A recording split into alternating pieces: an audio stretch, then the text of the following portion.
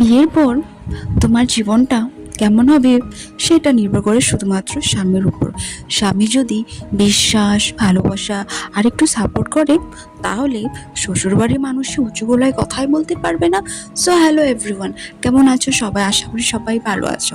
তো আজকে প্রত্যেক দিনের মতো আজকেও সকালবেলা ঘুম থেকে উঠেই আমি নিজের কাজ, যেটা বলতে আগে নিজে বিছানা গুছিয়ে তারপরে বাকি যা কাজ থাকে সেটা লেগে পড়ে।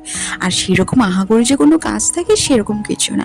এই তো সকাল থেকে দুপুর অবধি কাজ থাকে, তারপর আর এই যে ভিডিও করি, তোমাদেরকে দেখাই কি করি, শেয়ার করি সব কিছু, তাই না? আচ্ছা, কারা কারা গান শুনে শুনে কাজ করতে ভালোবাসো একটু জানিও তো। আমি না গান শুনে শুনে কাজ করতে আমি ভীষণ ভালোবাসি। আমার যখন মন খারাপ হয় তখন আমি ঘন্টার পর ঘন্টা আমি কাজ করে করে আর গান শুনে শুনে আমার পার হয়ে যায়। জানো, বুঝতে পেরেছো? ঘন্টা, 1 ঘন্টা 2 ঘন্টাও আমি গান শুনে শুনে পার করে দিতে পারি। তো আমার ওষুধ বলতে গেলে একটু গানই হবে। ভালো গান বলো, একটু সেড গান বলো, আমি সব ধরনের গান পছন্দ করি। আর এদিকে জানো, সকাল আজকে ঘুম থেকে উঠতে না অনেকটা লেট হয়ে গেছে, বুঝতেই পারলাম না কখন 8টা বেজে গেল। আর এদিকে বলছি আজকে তো অনেক কাজ রয়েছে, সেগুলো তো করতে হবে। আর খুব তাড়াহুড়ো করেই স্নান টান সেরে কাজে লেগে পড়েছি।